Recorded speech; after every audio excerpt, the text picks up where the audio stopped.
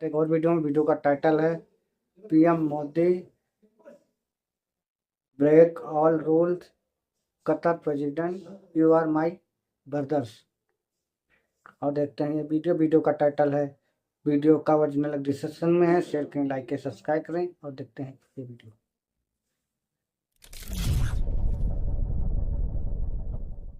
नमस्कार, welcome to career 247। मैं हूं Prashant Dhawan. Now recently PM Modi ने कतर के अमीर को इस तरीके से रिसीव किया है कि हर जगह हेडलाइन बन गई है कि पीएम मोदी ने अपने ब्रदर, जी हाँ, ये कहते हैं कि कतर के अमीर इनके भाई जैसे हैं, he is like my brother.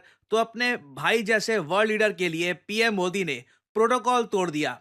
और ये जो दृश्य है ये उसके बाद सामने आए। यहां पर आप देख पाओगे, ये पीएम मोदी की ट्वीट है। ये कह रहे हैं, मैं खुद एयरपोर्ट में गया ताकि मैं अपने भाई emir of Qatar his highness sheikh Tamim bin Hamad al Thani को भारत में वेलकम कर सकूं। और यहां पे आप देख पाओगे इमेजेस, ये भव्य वेलकम हुआ है कतर के अमीर का इन इंडिया। ना यहां पे आपको समझना होगा, ये न्यूज इतनी ज्यादा हेडलाइंस इसलिए बना रही है क्योंकि पीएम मोदी बहुत ही रेयरली प्रोटोकॉल तोड़ते हैं। प्रोटोकॉल का मतलब क्या होता है? देखिए, जब भी कोई वर्ल्ड लीडर भारत में आता है तब उनको रिसीव करने के लिए यूजुअली या तो विदेश मंत्रालय का कोई ऑफिशियल या कुछ केसेस में एयरफोर्स का कोई ऑफिशियल जाता है। मैक्सिमम अगर मान लीजिए बहुत ही ज्यादा आपको अगर आदर करना है तो विदेश मंत्री को भेज दिया जाता है रिसीव करने के लिए उस वर्ल्ड लीडर को। जब प्रधानमंत्री खुद वहां पर उस वर्ल्ड लीडर को रिसीव करने के लिए जाए तो प्रोटोकॉल तोड़ा जा रहा है। और प्रोटोकॉल की हिंदी आप कह लीजिए नियम समूह या फिर शिष्टाचार आप कह सकते हैं। और प्रोटोकॉल ना उन्हीं वर्ल्ड लीडर्स के लिए तोड़े जाते हैं जो भारत के लिए बहुत ही ज्यादा इंपॉर्टेंट। अगर मैं हिस्ट्री में आपको लेकर जाऊं तो पीएम मोदी ने रेयरली प्रोटोकॉल तोड़ा है। सबसे पहले मुझको याद आ रहा है 2015 में पीएम मोदी नए नए प्रधानमंत्री बने थे। उस वक्त बराक ओबामा थे प्रेसिडेंट यूएसए के। बराक ओबामा को इनवाइट किया गया था भारत की रिपब्लिक डे परेड में। ओबामा ने एक्सेप्ट भी कर लिया। उस वक्त शायद पीएम मोदी को इतना पता था नहीं शायद कि डेमोक्रेट पार्टी के साथ आगे जाकर क्या क्या होगा। मगर उस वक्त ये दृश्य सामने आया कि बराक ओबामा प्लेन से उतरे और पीएम मोदी खुद गए वहां पर उनको रिसीव करने के लिए। ये मैंने पहली बार देखा था जब एक वर्ल्ड लीडर के लिए पीएम मोदी ने खुद प्रोटोकॉल तोड़ा और सीधा उनको एयरपोर्ट में रिसीव किया। फिर उसके बाद आप अगर देखो तो पीएम मोदी ये कर चुके हैं इमैनुअल मैक्रों के लिए। 2018 में इमैनुअल मैक्रों जब भारत में आए थे उस वक्त इमैनुअल मैक्रों और पीएम मोदी रफाल की डील के बारे में भी बातचीत कर रहे थे। बहुत कुछ डेवलपमेंट हो रही थी तो उस टाइम सीधा इमैनुअल मैक्रों को एयरपोर्ट पे रिसीव किया पीएम मोदी ने। इस जेस्चर को ऑब्वियसली फ्रेंच गवर्नमेंट ने भी काफी अप्रिशिएट किया क्योंकि ये एक अल्टीमेट सिंबल होता है रिस्पेक्ट का कि आप हमारे लिए इतने इंपॉर्टेंट है कि आपके लिए सारे नियम जो भी प्रोटोकॉल हम सेट करके रखते हैं सब तोड़ के प्रधानमंत्री खुद आपको रिसीव कर रहे हैं। फिर इमैनुअल मैक्रों के बाद आप अगर देखो तो नंबर आता है डोनाल्ड ट्रंप का। जब डोनाल्ड ट्रंप भारत में आए थे अपने पहले टर्म के दौरान तब पीएम मोदी ने इस तरीके से उनका वेलकम किया था। यहाँ पे आप देख पाओगे ट्रंप उतरे हैं अपने प्लेन से, एयरफोर्स वन से। और नीचे यहाँ पर सबसे पहले पीएम मोदी इनका वेलकम करेंगे। ट्रंप ऑब्वियसली उस वक्त काफी खुश थे। और ये सैड बात है कि कुछ ही महीनों बाद दुनिया भर में कोविड फैल गया। बट यहाँ पे आप देख पाएंगे ये होता है जब प्रोटोकॉल तोड़ा जाता है स्पेशली एक बड़े लीडर के लिए। इंटरेस्टिंग बात मुझको यहाँ पर ये लगती है कि ओबामा के लिए मोदी जी ने प्रोटोकॉल तोड़ा, ट्रंप के लिए प्रोटोकॉल तोड़ा, मगर बाइडेन के लिए कभी भी मोदी जी ने प्रोटोकॉल तोड़ा नहीं। जब 2023 में भारत ने G20 समिट होस्ट किया और जो बाइडेन भारत में आए तो इस तरीके से उनका काफी, मैं कहूंगा, रिलेटिवली ठंडा वेलकम हुआ था। यहाँ पे एरिक गारसेती भी आप देख पाओगे, पीएम मोदी खुद इनको रिसीव करने के लिए नहीं आए। और अगर यहाँ पे आप सोच रहे हैं कि क्या पीएम मोदी ने ही हमेशा प्रोटोकॉल तोड़ा है बड़े वर्ल्ड लीडर्स के लिए, बड़े वर्ल्ड लीडर्स ने कभी ऐसा किया मोदी जी के लिए? हाँ बिल्कुल। फॉर एग्जांपल रिसेंटली जब एआई समिट को अटेंड करने के लिए मोदी जी फ्रांस में गए थे, उसके बाद जब ये फ्रांस से निकल रहे थे यूएस की तरफ तो इमैनुअल मैक्रों खुद इनको एयरपोर्ट पे छोड़ने के लिए आए। ये दृश्य सामने आया और उसके बाद यहाँ पे आप देख पाओगे पीएम मोदी को ये गले लगा रहे हैं और पूरा इन्होंने वेट किया जब तक पीएम मोदी यहाँ पर अपने प्लेन में नहीं बैठे। यहाँ पे आप देख पाओगे ये यहाँ पर इस तरीके से सी ऑफ किया इंडिया के पीएम को। तो अगेन डिपेंड करता है कंट्री टू कंट्री रिलेशंस को। अब यहाँ पे आप क्वेश्चन पूछोगे, ठीक है, यहाँ पे तो ये समझ में आ रहा है कि इंडिया फ्रांस बहुत क्लोज रिलेशंस हैं, बहुत सारी चीज़ों में कोऑपरेट कर रहे हैं। इंडिया यूएस के बारे में तो हम सुन चुके हैं कि काफ़ी बार लोग कहते हैं कि 21st सेंचुरी की सबसे डिफाइनिंग पार्टनरशिप होगी। मगर कतर के अमीर को इंडिया के पीएम इतनी इंपॉर्टेंस क्यों दे रहे हैं, रीजन मैं आपको समझाता हूँ। ना यहाँ पे आप लोग देख पाओगे एशिया के मैप में, ये आपको दिख जाएगा यहाँ पर कतर। मैं अगर थोड़ा जूम इन करूँ यहाँ पर, तो इधर आप देख सकते हैं, छोटा देश है, कैपिटल है यहाँ पर दोहा।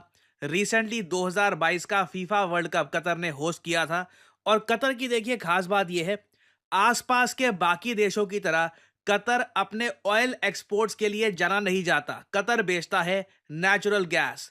कतर के पास यहाँ पर पर्शियन गल्फ में ना बहुत सारे बड़े साधन है, बहुत सारे यहाँ पर इनके पास रिसोर्सेज हैं नेचुरल गैस के। और भारत भी आपको पता होगा बड़े स्केल पर लिक्विफाइड नेचुरल गैस इंपोर्ट करता है। नाउ भारत 48% अपनी एलएनजी इंपोर्ट करता है सिर्फ कतर से। जी हाँ, 48%, ऑलमोस्ट 50% ही आप कह लीजिए, ये आती है कतर से। और कतर के साथ जो भी हमारी डील्स हुई है रिसेंटली, इसमें भारत को बहुत फायदा हुआ है। फॉर एग्जांपल मैं आपको दिखाऊं, रिसेंटली ही भारत ने एक 20 साल की डील करी है कतर के साथ कि कतर 2048 तक, ये डील वैसे शुरू हो जाएगी 2028 में ऑटोमेटिकली, और फिर कतर 20 साल तक लगातार सेम लो रेट्स पर इंडिया को एलएनजी सप्लाई करता रहेगा।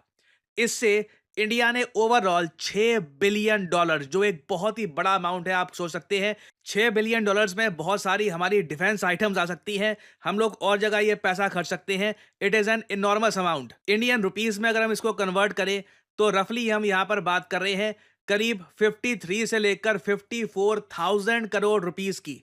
ये पैसा भारत ने बचा लिया कतर के साथ एक लॉन्ग टर्म एलएनजी डील करके। अब आप खुद ही बताइए, जिस देश से हमको $6 बिलियन बच रहे हैं और साथ ही साथ हमको अनइंटरप्टेड नेचुरल गैस की सप्लाई भी होती रहेगी आने वाले कई सालों तक, कई दशकों तक, 2048 तक, उस कंट्री का एमिर, उस कंट्री का प्रेसिडेंट हमारे लिए इंपॉर्टेंट क्यों नहीं होगा। नाउ नेचुरल गैस के बाद अब हम बात करते हैं इन्वेस्टमेंट की।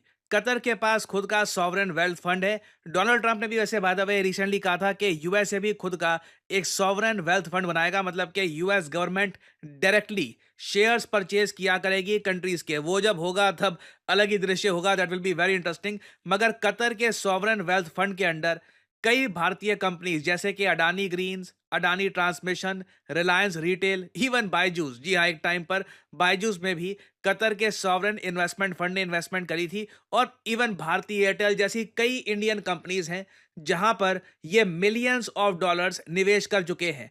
और अभी भी कतर का सॉवरेन वेल्थ फंड खोज रहा है भारत में किस सेक्टर में ये लॉन्ग टर्म इन्वेस्टमेंट कर सकते हैं। तो अभी मैं आपको बता दूं, कतर से ना बिलियंस ऑफ डॉलर्स का निवेश भारत में आने वाला है आने वाले कई सालों तक। और फिर यहाँ पे आपको याद होगा इंडियन नेवी ऑफिसर्स के केस के बारे में। इंडियन नेवी में काम करने वाले कई फॉर्मर ऑफिसर्स थे, इनको कतर में जेल हो गई थी।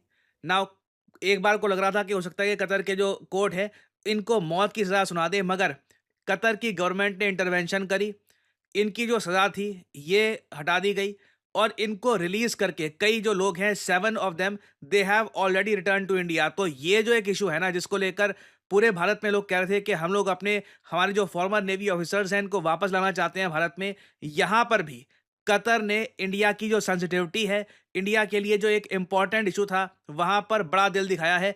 तो अगेन ये सब रीजंस काफी है। अब यहाँ पे आप समझ गए होंगे कि क्यों जिस लेवल की रिस्पेक्ट पीएम मोदी देते हैं यूएस प्रेसिडेंट्स को, फ्रेंच प्रेसिडेंट को, वैसी रिस्पेक्ट यहां पर दी गई है कतर के लिए, क्योंकि कतर ने पिछले कुछ सालों में भारत के लिए बहुत कुछ किया है।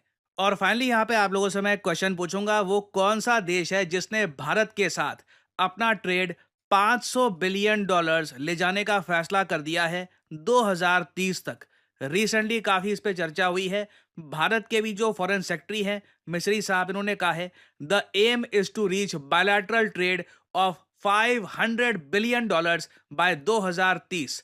तो ये है यहाँ पे आपकी options, United States, China, Japan या फिर कतर। कमेंट सेक्शन में करिए उत्तर। जो लोग देंगे सही आंसर उनकी कमेंट को मैं दे दूंगा हार्ट, ताकि बाकी लोग समझ पाए कि सही उत्तर क्या है। नाउ देखिए, अगर हम बात करें न्यू एज जॉब्स की, तो आपने एक बात नोट करी होगी, चाहे आप naukri.com पे चले जाइए, कहीं भी चले जाइए, आपको एक चीज दिखेगी कि कॉन्स्टेंटली लोग, बैंक्स, वेरियस ऑर्गेनाइजेशंस, सब लोगों को डेटा एनालिस्ट चाहिए। तो आप अगर ग्रेजुएशन कर चुके हैं, समझ नहीं आ रहा आप करियर में आगे क्या करूं, क्या मैं करूं जिससे मेरी पहली जॉब लग जाए, वर्क एक्सपीरियंस मुझको यहां पर मिले and I can finally kick start my career.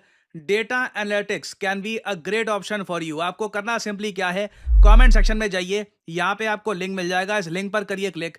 और अगेन देखिए, करियर 247 का जो डेटा एनालिटिक्स का कोर्स है, ये मार्केट में किसी और कोर्स है, क्योंकि मुझे बोलना पड़ेगा मार्केट में, क्योंकि आज के समय ऐसे कोर्सेज हार्वर्ड से लेकर आईबीएम से लेकर globally data analytics is the new age job. तो बहुत सारे जो दुनिया भर में इंस्टीट्यूट्स हैं ऐसे कोर्सेज ऑफर कर रहे हैं। करियर 247 का कोर्स स्पेशल यहाँ पर इसलिए है क्योंकि पहली बात तो यहाँ पे आपको मिलती है लाइव क्लासेस। बाकी कोर्सेज में क्या होगा, प्री रिकॉर्डेड लेक्चर आपको मिल जाएंगे, टूल्स मिल जाएंगे और आपको बोल देंगे कि जाओ ये यहाँ पे एसक्यूएल, एक्सेल, पांडास, ये सब चीजें जो हैं खुद अपने आप सीखो। करियर 247 आपको देता है live classes, 260 hours of live classes. और सिंस हम लाइव क्लासेस दे रहे हैं, ऐसा नहीं है कि हम अनलिमिटेड बच्चों को एनरोल कर सकते हैं। हमारे यहाँ बैचेस बनते हैं, 100 सीट्स होती हैं उसमें एट मैक्स, उससे ज़्यादा बच्चों को हम एक बैच में नहीं डालते। तो अभी देखिए हमारा नया batch, fresh batch from class 1 start होने वाला है 22 फरवरी 2025 से। एक बहुत अच्छा मौका है आपके पास अपना करियर स्टार्ट करने का एज ए डेटा एनालिस्ट। आपको सिंपली क्या करना है, इस वीडियो के यहाँ पे कमेंट सेक्शन में जाओ, यहाँ पे लिंक पर क्लिक करो, अपना नाम, ईमेल आईडी, नंबर और यहाँ पे डिस्काउंट कोड आपसे मांगेंगे, यहाँ पे PG10 डाल देना, नहीं तो बाद में आपसे ज्यादा पैसे चार्ज किए जाएंगे इस कोर्स के लिए। Make sure to add the discount code PG10। और करियर 247 के कंसल्टेंट की तरफ से आपको कॉल आएगा, आप उनसे सवाल पूछ सकते हैं कि किस तरीके से अपना करियर आप स्टार्ट कर सकते हैं as a data analyst. So इसी नोट के साथ यह है वीडियो का अंत। Thank you for listening and as I always say, may the gods watch over you.